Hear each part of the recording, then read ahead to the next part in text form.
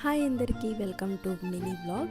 అయితే మా అక్క వాళ్ళ ఇంటికి వెళ్ళుంటే వెళ్తే పక్కన వాల్యూ జోన్ ఉంటుంది అని చెప్పేసి అంటే వెళ్దాం రెడీ అయ్యి బయలుదేరామన్నమాట.